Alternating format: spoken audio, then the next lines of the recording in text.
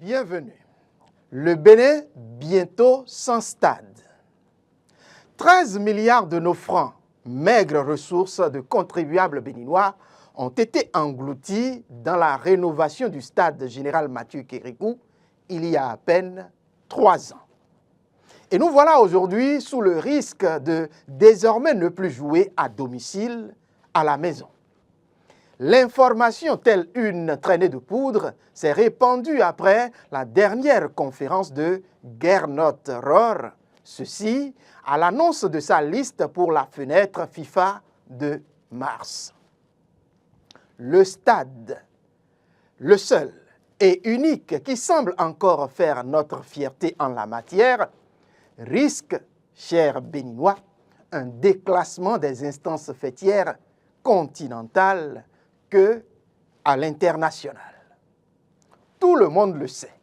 Les acteurs du foot, eux, ils le savent un peu plus. Qu'une pelouse de stade de football ne vaut pas grand-chose si on ne l'entretient pas et si on ne réaménage pas ce stade régulièrement.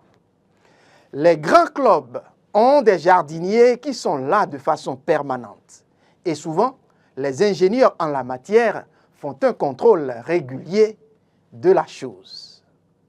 Je voudrais reconnaître que dans un passé très récent, au stade de l'Amitié de Kourounou, il y avait quelqu'un qui s'occupait de ce travail d'entretien de la pelouse. Mais qu'est-ce qui s'est passé pour que, du jour au lendemain, on nous raconte que notre pelouse est devenue comparable à un champ de patates? Je pense bien que le directeur du stade devrait nous l'expliquer. Tenez, il se sursure depuis quelques semaines que notre seul stade aurait ou risquerait de perdre son homologation. Plusieurs composantes de l'infrastructure sont bien indexées.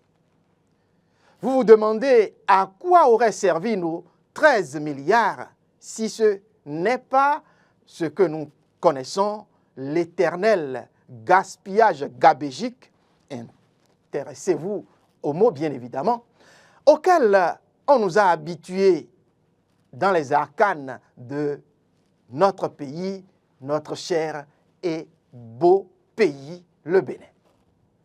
Outre la pelouse, on parle de manque d'éclairage, de manque de climatisation.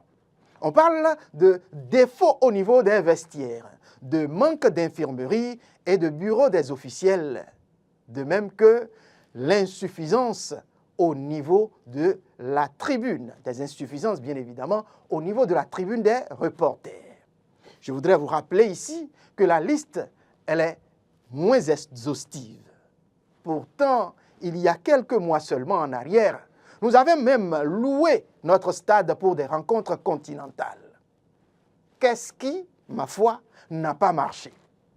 Je crois que les responsables de la CAF à l'époque ont applaudi à grand bruit notre joyau.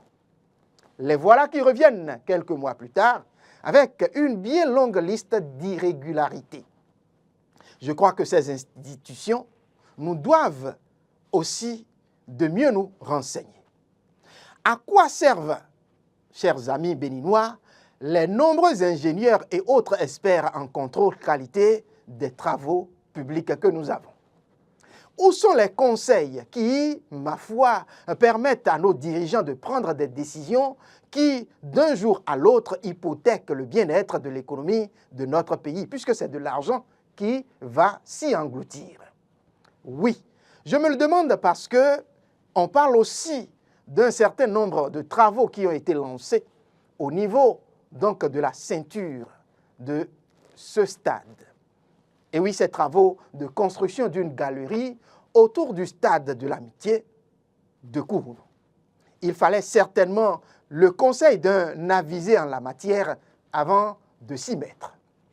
Voilà qu'on nous chante aujourd'hui que pour ces travaux, entre autres bien évidemment, notre joyau est sur la liste d'un déclassement imminent.